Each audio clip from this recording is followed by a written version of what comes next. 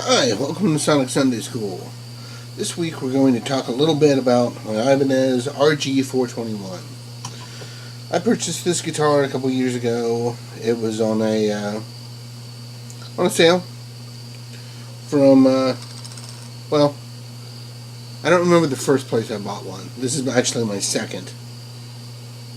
The first one I received, and it was missing some springs here, which not a hard thing to fix, or just get the springs and fix them, and they were willing to send the springs, but I thought, it's a brand new guitar, it should be right. So I went ahead and returned it, and unfortunately it was the only one they had. So I went to Sweetwater and ended up ordering this one. And actually they both had similar issues with frets. It's fret sprout, and I've come to find out that around this price range of Ibanez, this model, the 421 and thereabouts, you get a lot of them that have fret sprout. It seems to be an Ibanez issue. Don't know why. Now, I've played higher end Ibanez and never noticed it. And that's what I had based my opinion off of when I originally ordered these. I didn't know that there would be such a difference. But there is. But, okay, on to the specs. We've got mahogany body, Carl walnut top, maple neck, rosewood fingerboard.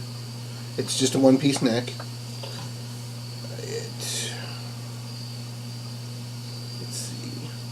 Just got standard tuners on it. I don't remember what the pickups are. It's an RG, which I believe stands for rock guitar, and these are not super versatile pickups for anything but rock and metal. I suppose if you tweak your amp a little bit, you can get a mellower tune. I mean, they'll work, but it's really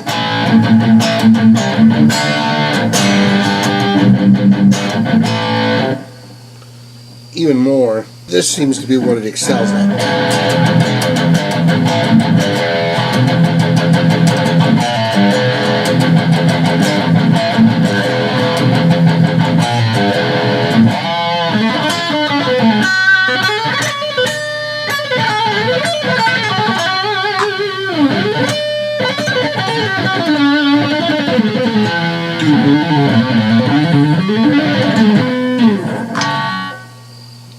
I wouldn't imagine you'd find it on too many country stages or blues guitarists playing them. It's a nice guitar. It's not bad at all. It did need some things done though. Happily, Sweetwater was really nice about taking it back and rounding all the fret edges on both sides. So that took care of that problem, and it wasn't something I had to deal with. One thing that I didn't notice until later is we've got the 24th fret is a little high, because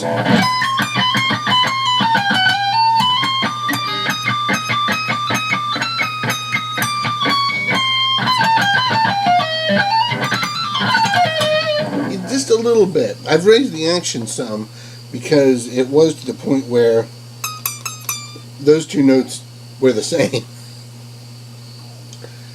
I think in the next string change I might take and lower that fret just a little bit,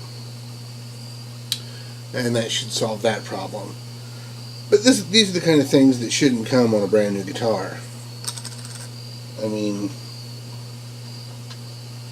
really. Why did I like it? It was, mahogany body, cool looking top, fixed bridge. I like fixed bridge, no trim, dual humbucker. I have used it, it's not just like, it doesn't just sit. I've certainly used the guitar. It plays well now. Like I said, I had to raise the action just a little bit, but it's still pretty low, so that's not too bad of a problem. The weirdest thing about this guitar, and the first one I got didn't seem to have this issue, is this thing is super light. It is 5 pounds. It's not a hollow body or anything like that, but it only weighs 5 pounds. When I first got it, and took it out and was messing with it, I thought, well, this feels cheap, like a toy. But I've gotten used to it now. But if I play this like right after I play, for example, my Chapman ML1, which is like 9 pounds, this feels like it's gonna just float away.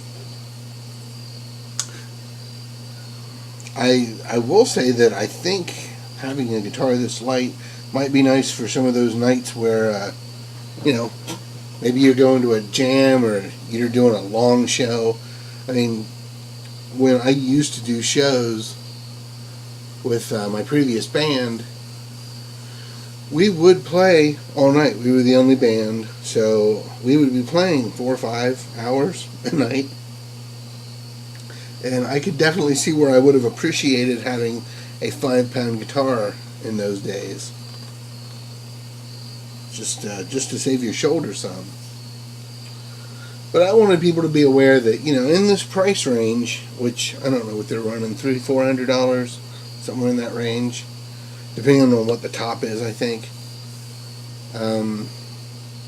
you might end up having to have some work done to it. Happily, Sweetwater didn't charge me a thing to round off all the frets. And I just don't have the files or anything to do it myself, or I would have just done it. It's not hard to take some off the top of a fret, and you can recrown it a little bit, especially since it's the last fret. I'll probably just use like an emery board and take just a little bit off at a time.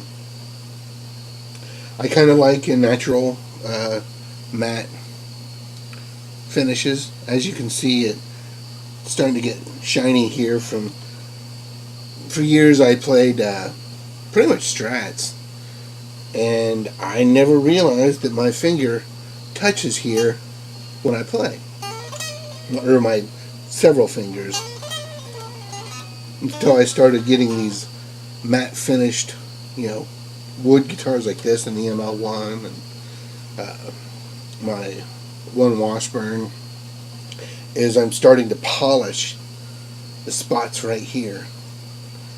Never really even thought about it because there was always a pick guard there. Yeah, it's a decent guitar. I don't know that. I don't believe I would buy another one sight unseen. If I was going to get some like this level of Ibanez, I think I'd have to go to a store and play it first, because having gotten 2 of them, both having issues, because like I said, even if the first one wouldn't have had the spring issue, it did have several proud frets that, I mean, they didn't tear your hand up or anything. They weren't super jagged, but it was enough that it's like, man, this shouldn't be like this. Like I said, Sweetwater took care of me, but I'm guessing if you bought from like Musician's Friend or something, they don't have somebody that can go do that. So they would probably just exchange it or take it as a return. And that would be bad if you got a guitar that was perfect in every way, but maybe some fret issues, and you just loved how heavy it was and everything. You would have to take it to a local person or do it yourself, which if you don't know how to do it or you don't have the tools, you'll have to take it somewhere, and there's more money on top of the initial purchase of the guitar. Okay, so don't take my earlier sound review to say to think that this is just a one-trick pony. It's not. It's just more suited for rock and things like that than, I've got my Godin Exit 22, which is a mahogany body with, humbucker in the bridge. It's got 2 single coils, but even the humbucker is, I wouldn't use it for metal as much. It doesn't have that inherent sound. Where this, I think it was pretty much designed for that kind of thing. I mean, it's like a shred machine with the sound that goes along with that type of music. Now, I do play that kind of music from time to time, so, it's always good to have an RG in your stable. I would, however, play it first. Don't just order it online. And that really goes, I'm starting to feel that way just in general.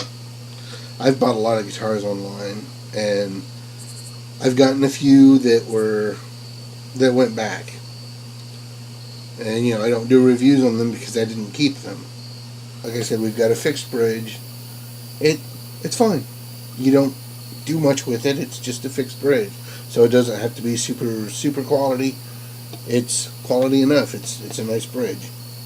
The pickups are alright.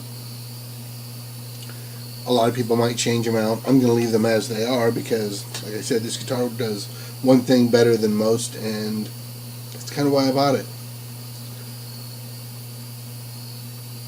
So, if you're going to get like an RG or something like that,